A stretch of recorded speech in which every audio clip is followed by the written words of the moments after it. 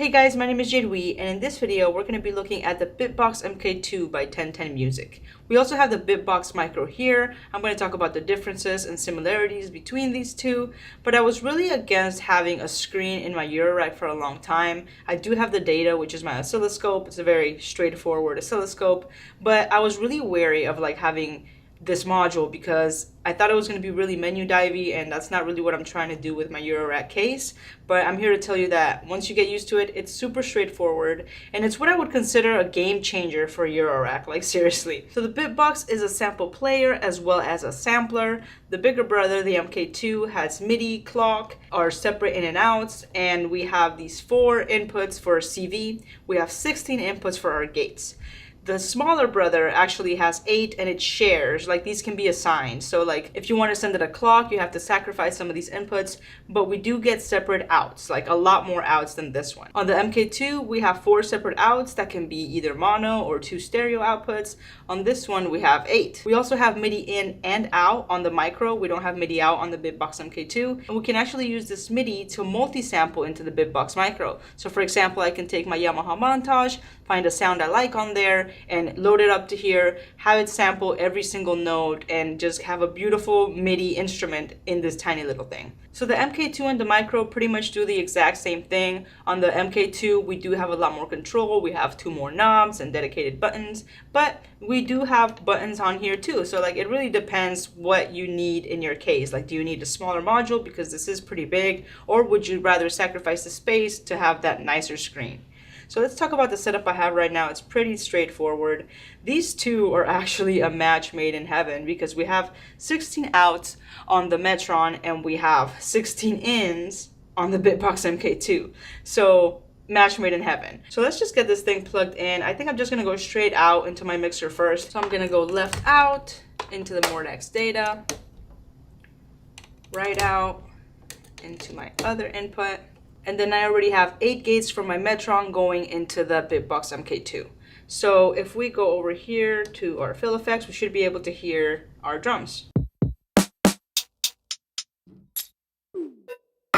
One of the amazing things about the Bitbox MK2 is the sample slicing. So we're going to look into that with these ones because I do have my kick, my snare, and my hats just as one shots, but these ones I actually slice them, and I'm going to show you some really cool stuff you can do with the slices. So let's just make a beat just with our drum and our snare and our kick, and let's do it. I'm going to send a clock to the Metron from my Mosaic clock over here. And then I think I have these muted. Here we go.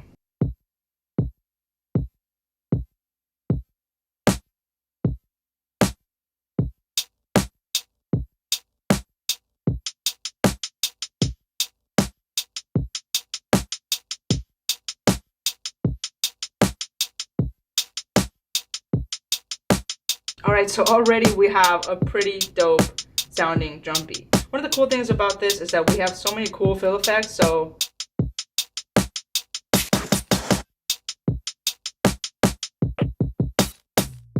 there's so many cool things that we can do with the sequencer. Okay, so let me show you guys what I'm talking about with the multi-sample. So for example, in this percussion sample, if I go to info, I can see all my slices on here. So what I did was I loaded up all of my one-shots into one giant wave into Ableton, and then I just loaded it in here and did the slicing. So the way that you do the slicing, there's multiple ways. You press these 3 little buttons and you can press scan, you can have it sliced to the grid, and then it's pretty straightforward, kind of like MPC vibes. Joining means that it brings 2 samples together, splitting creates a slice. So these are all set and ready to go. So the cool thing is, let me mute these drums first, and then this is my 5th one. So what I'm gonna do is I'm just going to set 4 right there, and I'm gonna press play. But first, let me show you what it is when it's normal. So when I have my slicing sequence set to none, this is what's gonna happen. So right now it's playing a very low volume shaker. If I press info, I can see that slice 1 is just repeating. So I can set how my slices react every time that a trigger is received. Over here in position, if I go all the way down, it's showing me the slice sequence. So right now it's set to none. If I change it to forward, it's gonna play a new slice every time it hits a gate. Look at that. How cool is that? Okay, we can also set it to backwards or my favorite, random. And then we also have one more, I believe, stagger, which repeats a few, kind of like jumps back and forth. So let's set it to random, and then let's add more gates.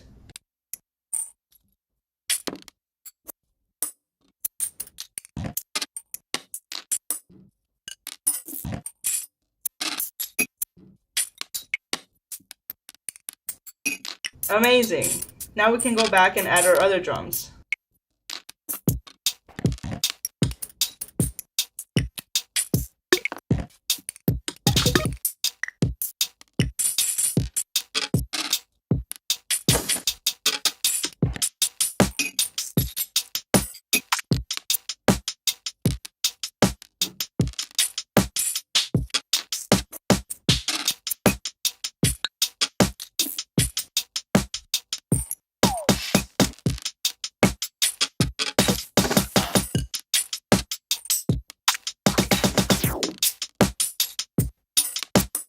Amazing. Having this much power in Eurorack form in one module, game changing. Okay, let's go ahead and mute these so I can show you how cool this is if we do this slicing on a melodic sample. So I'm gonna load a new sample onto here. I have some in my Wii folder. Load, melodic multis. Let's see what I have in here. Let's do our hand pan because that's a pretty one. So I'm going to do hand pan. I'm going to press load. Now here I have my giant sample. As you can see, there are no slices on here. So we're going to create some slices. We're going to press this little waveform. We're going to go to the slicer. We're going to press the three little dots and we're going to scan it. Right now it's at a threshold of 25. Let's turn that to, I want to say 50. Depending on the length of the sample, it's going to determine how long it's going to take to slice it. All right, so now we have a lot of slices going on here. If you want it to be like way more precise and say, hey, I actually don't want to slice right here, you can just go and join. Now that slice is gone. Now this is my first slice. So yeah, you know, like for example here, for this specific sample, this will work. But if you were trying to, let's say, like do guitar chords or a piano chord, you definitely want to set your threshold differently. So I'm going to go into info, slicer sequence, and let's do forward to see what it is that we set up here. So we need to send a new gate into our Bitbox. We're going to send gate 9. Get over this spaghetti. There we go. And now we're on 9. We are going to set these steps. Start our clock.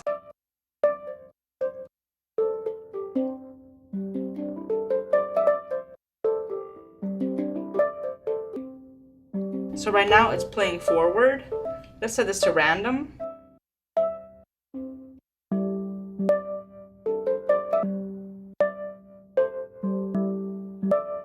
And we can also take this output just of the hand pan and send it, let's say, we want to send it out of FX1. Let's send it into our FX8 Pro. And then let's go stereo out of our FX8 Pro into our mixer.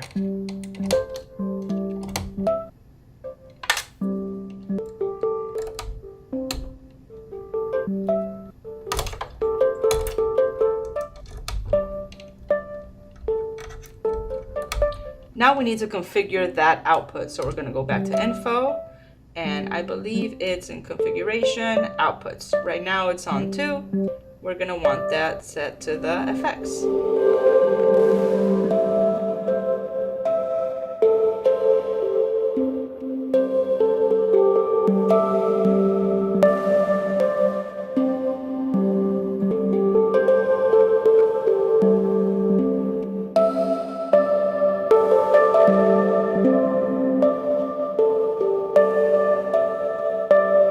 Now we can go back and add our drums.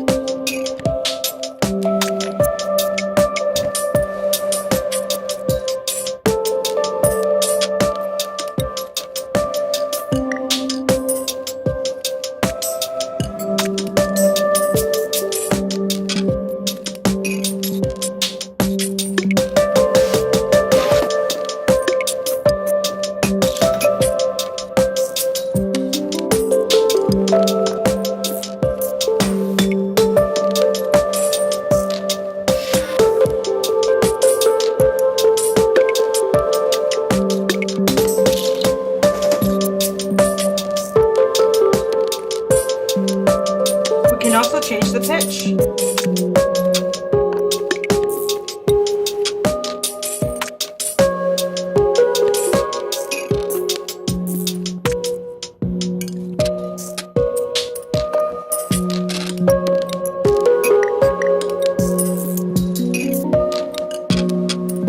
Filter and resonance.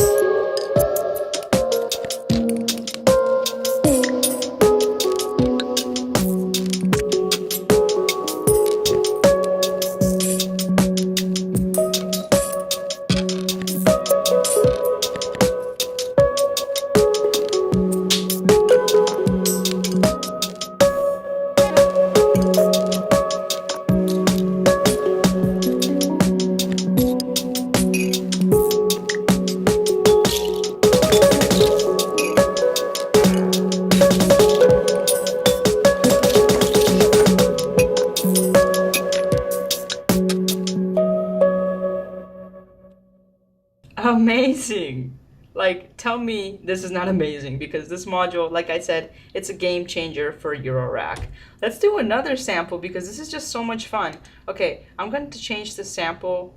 Let's do one of our koto sample packs. You can get these on my website. Let's do a dark koto. All right. Again, we don't have any slices on here. Let's go ahead and set our slices. Scan. I'm going to set the threshold. Let's set it a little bit lower. Let's do 20. So we were on track 9. We have it every 4. Let's do it every 2 to see where we're at.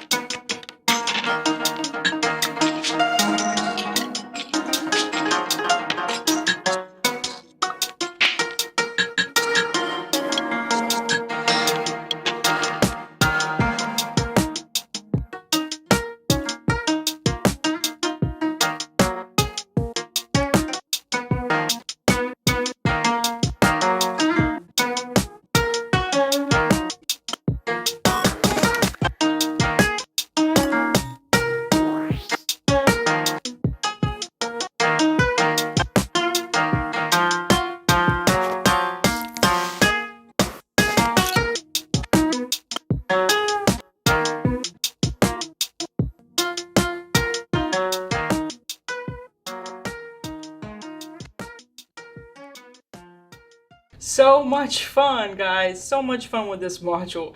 It really is like one of my favorite modules. And like I said, I was really skeptical at first about having a screen in my Eurorack because I didn't really want to be menu diving. It wasn't the vibe I was trying to go for. But this thing is so straightforward. And as you saw, like these knobs let us control most of everything. So when I touch over here and this purple square surrounds this side, these four knobs control everything over here. So I don't even have to use my touchscreen like that. When I'm over here, now this has transferred over here, and like I can scroll through all of these with these knobs. So like you're not really touching the screen that much, only when you're like zooming in and out to do this, and even then like it's a very responsive screen. So it's not like a bad vibe coming from this module, like only good vibes, and super useful having something like this in your rack. Because yes, Morphogene is cool, but when you want to get like more precise sampling, I mean slices and being able to do all that like on the spot, like look how on the spot these slices were.